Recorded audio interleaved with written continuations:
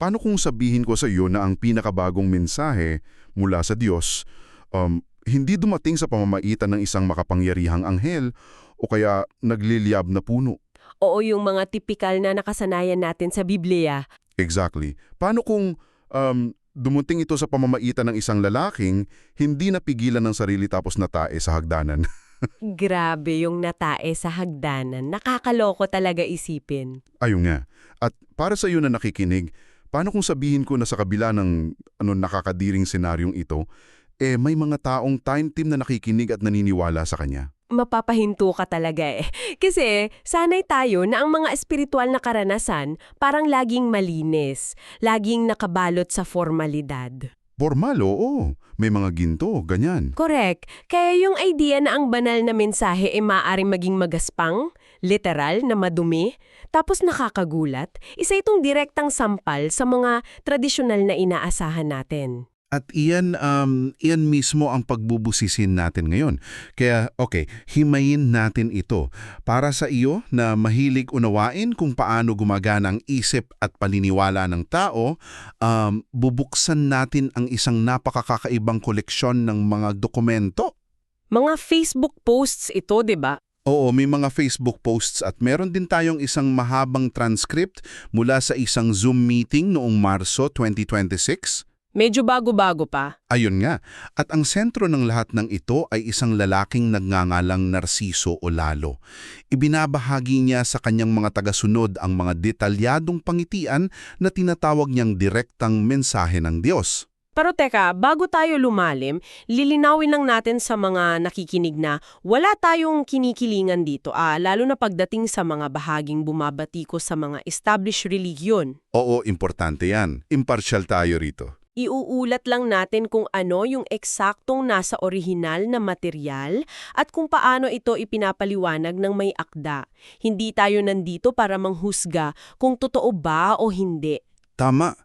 Ang susuriin natin kung paano binibigyang kahulugan ang mga nakakagulat na panghihinang na ito para bumuo ng isang malalim na paniniwala. Kung paano niya nahihikayat yung mga tao gamit ang ganitong klaseng kwento. Exactly. Kaya para masagot iyan, kailangan nating simulan doon sa mismong mga panghihinan. May isang post siya noong March 20 na medyo nakakakilabot Ay oo, yung may presensya? Based sa pagbabasa mo sa source natin, ano ba eksakto ang nangyari doon sa March 20 na post? Bali, ganito yan. Kinukwento niya na nasa sala daw siya ng isang bahay. Tapos, nakarinig siya ng pag-usap ng dalawang lalaki mula sa loob ng kwarto. Ano daw pinag-uusapan? Ang sabi nung isang boses, Anak, bago ako mamatay, sa'yo ko ihahabilin ang mga bagay na gusto kong ipagawa. Huling habilin. Oo. Tapos, pagkatapos nun, biglang may sumigaw ng tulong si tatay. Tumakbo daw siya sa kwarto tapos nakita niya yung isang lalaking nangingisay. Hala. Tapos kalaunan, hindi na na-revive. Namatay. Parang medyo standard na dramang pampamilya kapag may namamatay, diba? Pero hindi dyan natapos yung pangitin Hindi nga. Kasi nag-shift bigla yung eksena. Nakahiga na raw si Narciso. Tapos may narinig siyang boses na nagsabing, Anak, tatabi ako sa'yo. Nakakakilabot. Pagmulat niya, wala daw siyang nakita, pero nakaramdam siya ng isang pisikal na presensya na dumikit sa kanya. Anong klaseng presensya? Kasing lamig daw ng isang bloke ng yelo. Sa sobrang gulat at lamig niya, napasigaw na lang siya ng, Hay, patay! Grabe ang bigat nun. Ramdam mo yung physical na epekto. Pero teka lang, lumipas ang 2 araw, March 22, nag-post siya ulit. Eto na yung kakaiba. Dito talaga ako naguluhan nung binabasa ko yung notes natin. Mula doon sa nakakakilabot na presensya ng kamatayan, biglang naging toilet humor. Toilet humor talaga. Kasi ikinwento niya na bit-bit daw niya isang timba at map, tapos bigla siyang nakaramdam na taing-tae na siya. As in, hindi naaabot sa banyo? Hindi naaabot. Kaya dumumi siya mismo sa hagdanan habang palingalinga siyempre para siguraduhin walang nakakakita. Nakakahiya nga naman. Tapos kumuha siya ng tissue, pinunas, tinupi ng maayos at ito ang matindi. Ibinulsa niya. Kasi madulas pa daw. Oo, ibinulsa kasi madulas pa bago siya tuluyang tumakbo sa banyo. Kaya tatanungin talaga kita, paano naging banal na mensahe ang pagtae sa hagdan? Parang nananaginip lang siya ng kung ano-ano eh. Kung titigil tayo doon sa mismong kwento ng pagtae, iisipin mo talagang nananaginip lang siya. Pero dito pumasok yung isang napakahalagang patakaran sa mundo ni Narciso. Alin doon? Matapos niyang maranasan yung senaryong yun, narinig niya ulit ang boses ng Diyos na nagbigay ng mahigpit na kondisyon. Sabi daw, pag hindi mo alam ang meaning at hindi mo maipaliwanag, di wag mong i-post. Kaya hindi lang ito basta random na panaginip para sa kanya. Oo, hindi pwedeng i-post para lang may ma-share. Para sa iyo na nakikinig, isipin mo na lang na parang isang escape room puzzle. May binato sa yung clue, medyo maduming clue, pero bawal mong i-broadcast kung hindi mo madedecode ng tama. Kailangan masagot mo muna yung puzzle. Correct. Kung hindi mo kayang ipaliwanag ang lohika, kailangan mong manahimik. So yung pangitian, isa siyang obligasyon, hindi lang kwento. At yan yung nagtutulak sa buong dinamika ng grupo nila. Si Narciso hindi lang siya tagatanggap ng mensahe. Siya yung official na tagapagpaliwanag. Siya yung nagdi-decode. At nakita natin kung paano ito nangyari sa Zoom meeting nila, di ba? Oo, ilang araw lang pagkatapos nung mga posts. Ito yung isa pang nakakalokang detalye. Pag login ng mga tao sa Zoom, iisipin mo magsisimula sila sa isang seryosong panalangin. O kaya pagbabasa ng Biblia. Pero hindi. Bumungad si Narciso, hawak ang isang banana cake. Isang banana cake na niluto niya mismo. Tapos pinipilit niya na yung cake na iyon, mukhang nakangiti. Parang, teka, nakita ba ng mga tagasunod niya yung ngiti? Bakit banana cake? Ipinakita niya sa camera. Tapos ipinaliwanag niya na yung tekstura daw nung cake kusang bumuo ng mukhang nakangiti. Para sa kanya, walang nagkataon lang. Lahat may meaning. Oo. Binasa niya ito bilang direktang mensahe mula sa Diyos na nagsasabing, tatawanan ko lang kayo. Tatawanan. Ang sino? Bakit tumatawa ang Diyos sa pamamagitan ng pastry? Ayon kay Narciso, tinatawanan daw ng Diyos yung mga taong takot na takot mamatay. Seryoso ba? Oo, sinasabi niya sa kanila na lahat naman tayo mamatay. Unahan lang yan. Kaya bakit daw tayo magmamalaki, magpapayaman ng labis o matatakot sa kamatayan? Parang may point naman siya doon. Yung nangangiting cake, para sa kanya, paalala yon na yung mga makamundong takot natin, lalo na yung takot mamatay, isang malaking kangahangalan sa langit. Nakakatawa mang isipin yung banana cake na nakangiti, pero kapag tinignan mo kung paano niya ginamit yun para buksan ng usapan, biglang seryoso. Nag-transition siya agad. Oo, kasi mula doon sa cake, dinala niya yung audience pabalik doon sa nakakakilabot na pangitain nung March 20. Yung may namatay at naging yelo. Ginamit niyang icebreaker yung cake. Ang galing nung transition. Ikaw na nakikinig, pansinin mo yung taktika doon. Ginamit niya yung nakakatawang cake para i-relax ang audience bago niya inilatag yung napaka-technical na paliwanag tungkol sa kamatayan. Mahusay na taktika talaga. Imbes na takutin agad sila, inilatag niya ang kamatayan bilang isang bagay na natural. Ipinaliwanag niya yung narinig niyang habilin sa pangitian. Paano niya ipinaliwanag? Bakit nakakapaghabilin pa? Ayon sa kanya, alam daw ng katawan natin kapag bibigay na. Kapag nararamdaman mo na yung matinding pagod, gusto mo nang pumikit pero pinipilit mo pang idilat kasi may gusto ka pang gawin, yun na daw yung sandali na nire-relax ng tao ang katawan. Kaya nakakapagsalita pa at nakakapagbilin bago malagutan ng hininga. Correct. Nararamdaman na ng katawan yung limitasyon niya. At doon niya ibinagsak yung tinatawag mong kalendaryo ng kabilang buhay. Kasi napaka-espesifiko ng timeline Oh, yung 13 araw! Sabi niya sa transcript, may inilaang 13 araw ang Diyos para sa kaluluwa ng namatay. Tapos hinimay pa niya ito. Yung unang siyam na araw daw ang pinakamahalaga para magparamdam. Tapos pinaka-epektibo daw ito sa unang 3 araw. Ayun. Dito daw nararanasan ng mga naiwan yung lamig gaya nung naramdaman niya sa pangitain. Pero teka lang, hindi ba tunog pamilyar yung mga numerong yan sa atin? Yung 3, 9 at 40. Oo naman. Di ba? Nakaugat na yan sa kultura natin dahil sa pasiyam at babang luksa. Hindi siya nag-imbento ng alien na konsepto. Kinuha niya yung nakasanayan Kinuha niya yung kulturang kilala ng mga tao, tapos binigyan niya ng napaka-istriktong mekanika. Ginawa niyang batas ng kabilang buhay na ibinaba mismo sa kanya. Ang talino nun. Tapos pagkatapos ng 13-day extension na yon, paano na daw? Dito talaga nagiging mas kawili-wili ang usapan para sa akin. Tungkol sa impyerno. Oo, paano niya ipinapaliwanag yung impyerno? Kasi wala yung mga tipikal na lawa ng apoy o mga demonyo eh. Ang metapora niya, vacuum cleaner. Literal na vacuum. Inilarawan niya nakikilos ang kapangyarihan ng Diyos na parang napakalakas na higop. So hindi ka na magpapaliwanag sa harap ng gate? Hindi na. Kung marami kang kasalanang hindi na pagsisihan, parang alikabok daw na huhugupin ng kaluluwa mo diretso sa impyerno. Grabe yung alikabok.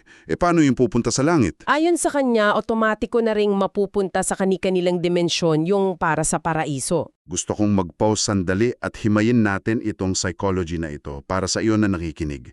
Bakit ka gagamit ng isang vacuum para ilarawan ng impyerno? O na, bakit vacuum? At bakit may rigid na kalendaryo na 13 days? Kung iisipin mo, tayong mga tao takot tayo sa kawalan. Ang kamatayan ay isang malaking blanko. Pero kapag dumating si Narciso at sinabing, huwag kayong mag-alala, may eksaktong schedule yan na 13 araw at ang paghuhusga ay parang vacuum physics. Biglang may istruktura? Exactly. Nagkakaroon ng istruktura.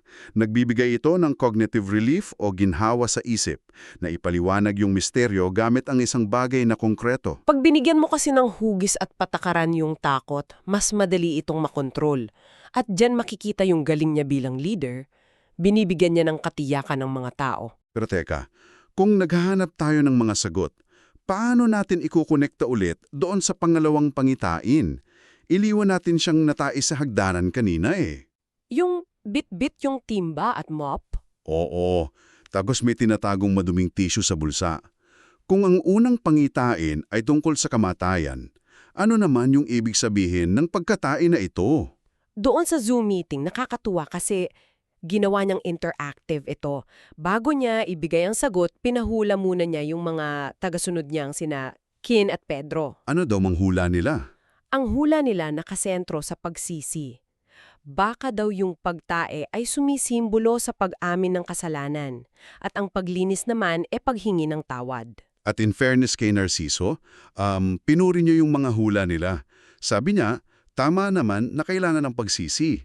Pero agad niyang kinabik ang usapan. Hindi daw yun ang ibig sabihin. Iba daw ang target ng mensahe. At dito lumabas yung pinakamatinding atake niya. Sino ba talaga ang pinatatamaan ng maduming tissue na iyon? Direktang patungkol daw lon sa mga leader ng establishong relihiyon, yung mga pari, pastor, mga nagpapakilalang banal na tao. Paano niya ipinaliwanag yung detalye? Ganito yan, yung timba at map na bitbit niya, yun daw ang utos ng Diyos sa kanya na manggamot at maglinis ng lipunan. Okay, malinaw yun. Yung pagtae sa hagdan. Yung pagtae sa hagdan, paglingalinga at pagtago ng madulas na tissue sa bulsa. Ito daw ay kumakatawan sa mga taong nagmamalinis sa labas pero napakarumi ng kalooban. Kaya palingalinga. Gumagawa ng masama ng patago. Oo, para hindi makita ng madla. Tapos yung literal na pagtago ng maduming tissue sa bulsa. Simbolo daw yon ng mga leader na nakaharap sa mga tao, nakangiti, mukhang kagalang-galang, pero sa likod ng nakasarang pinto, May tinatago. oo, nagtatago sila ng napakaraming kaso ng panlilinlang at korupsyon sa sarili nilang mga bulsa. Pinapanatili nila yung ilusyon ng kabanalan pero bit-bit nila yung sarili nilang dumi. Ikaw na nakikinig, pag-isipan mo kung gaano kahenyo ang taktika rito. Bakit hindi na lang niya sinabing, huwag kayong maniwala sa mga pare kasi korap sila? Parang ordinaryong chismis lang pag ganon. Correct, parang reklamo lang sa kanto. Pero sa paggamit ng napaka-graphic at nakakadiring senaryo tulad ng tae at toilet paper, wini-weaponize niya yung sarili nating pandiri laban sa mga kalaban niya. Inaalis niya yung pagiging sagrado ng mga relihiyon? Ibinababa niya sila sa isang antas na literal na nakakasuka. Hindi mo na makakalimutan ang imaheng iyon kapag nakita ka ng nagmamarunong na leader eh. Totoo yan. Lumilikha ito ng matinding cognitive dissonance sa isip ng mga tagasunod niya. Paano mo pa igagalang ang isang institusyon kung nakaprograma na sa isip mo yung imahe ng maduming tissue. Kaya umuusbong yung malaking tanong, kung ang mga establisadong relihiyon sira at mapagkunwari, ano ang alternatibong inaalok ni Narciso? Bakit siya ang dapat paniwalaan? Nakita natin ang sagot dyan sa isa pang dokumento, yung tinatawag na striking statements. Oo, yung listahan ng mga sinabi niya simula pa noong 2013. Paulit-ulit niyang inididiin doon na siya ay kasangkapan lamang. Ang linya niya lagi ang mga maniniwala ay maswerte, ang mga hindi ay ipinapaubaya na niya sa Diyos. Walang pilitan. Pero may isa siyang malaking ipinagmamalaki, di ba? Yung nagpapaiba sa kanya sa mga binatikos niyang leader. Yung pinakamalaking palangga niya yung katotohanan na wala siyang itinatag na formal na relihiyon. Walang physical na simbahan. Wala. At higit sa lahat, paulit-ulit niyang sinasabi na ang panggagamot niya absolutely free. Walang ikapo, walang abuloy, walang hinihinging donasyon. Wala, kahit 5. At napakalakas na credential niyan kasi paano mo aakusahan ng panlilinglang ang isang tao kung wala naman siyang nakukuhang pera sa iyo? Dalisay yung intensyon, kumbaga. Ibinabandera niya yon, pero nag-isip ako, kung wala siyang malaking simbahan, wala siyang titulo mula sa theology school, paano niya napapanatili ang otoridad niya? Paano niya mapapatunayan na propeta siya? Diyan pumapasok yung huling kakaibang kwento sa notes natin. Imbes na gumamit ng diploma, kinukuha niya yung otoridad niya mula sa isang literal na espiritual na digmaan. Yung pangitan, tungkol dun sa tukso. Oo, may maikling pangitin siyang idinagdag. May lumapit daw na isang magandang babae sa kanya tapos bigla na lang tinangkang dukutin ang kanyang ari. Hala? Mabuti na lang daw at nakailag. Tapos, may dumating pa raw na isa pang babae para ituloy yung ginagawa nung una. Pero, nagawa niya itong labanan. Teka lang napakagulo. Mula sa seryosong usapan ng kaligtasan, biglang may sexual temptation na ganito ka-graphic. Parang out of place, di ba? Bakit kailangan isama sa banal na pahayag ito? Sa unang tingin, out of place talaga. Pero sa loob ng naratibo niya, isa itong mahalagang patunay. Kasi wala siyang institusyon Kailangan niyang patunayan na espesyal siya. Sa paanong paraan? Sa pamamagitan ng pagiging target ng mga demonyo. Yung babae doon, demonyo na nag-aanyong tukso. Klasikong imahe ito ng isang banal na tao na pinapahirapan, parang mga sinaunang ermitanyo. Parang sinasabi niya na araw-araw akong inaatake ng masama kasi totoong misyon ko. Genau, ipinapakita niya sa followers niya na nananatili siyang matatag para sa kanila. Ang paghihirap niya ang kapalit ng diploma at titulo. Ang galing ng pagbaliktad niya sa batayan ng otoridad. Para sa kanya, ang kawalan ng simbahan at ang mga tuksong iyon ang katibayan na siya ay tunay. Kaya kapag inilatag natin lahat ito, wow! Napakadaming nangyari, di ba? Nagsimula tayo sa banana cake na bumuburas sa takot sa kamatayan, umusad tayo sa 13-day calendar at sa vacuum na impyerno. Tapos, nakita natin yung masterclass niya sa paggamit ng maduming tissue para sirain ang kredibilidad ng malalaking relihiyon. Tapos nagtapos sa pag-angkin ng otoridad na libre at lumalaban sa demonyo. Talagang ipinapakita nito kung gaano kakomplikado bumuo ng bagong paniniwala. At para isara ang paghihimay natin ngayon, ikaw na nakikinig, gusto kitang iwanan ng isang kaisipan na bumabagabag din sa akin. Ano yun? Nabubuhay tayo sa panahon ng information overload. Mataas ang kawalan ng tiwala natin sa gobyerno, media o malalaking simbahan. Mapapansin mo na maraming tao ngayon ang mas naaakit sa mga leader na hindi gumagamit ng mga matatamis o polished na salita. Mas nararamdaman nilang totoo pag magaspang o unfiltered. Oo. Isang napapanahong obserbasyon yan. Kaya pag-isipan mo ito ngayong araw, mas madali ba nating pinaniniwalaan ang mensahe ng kaligtasan kapag inilalarawan ito gamit ang isang madulas at maduming toilet paper, kesa sa mga perpekto at makikinis na sermon sa loob ng malalaking katedral? Baka minsan mas pumupukaw sa atin ang isang hindi komportabling salamin ng ating sariling dumi? Baka nga, hanggang sa susunod nating pagbubusisi sa mga kwento at kaisipan. Maging mabusi palagi.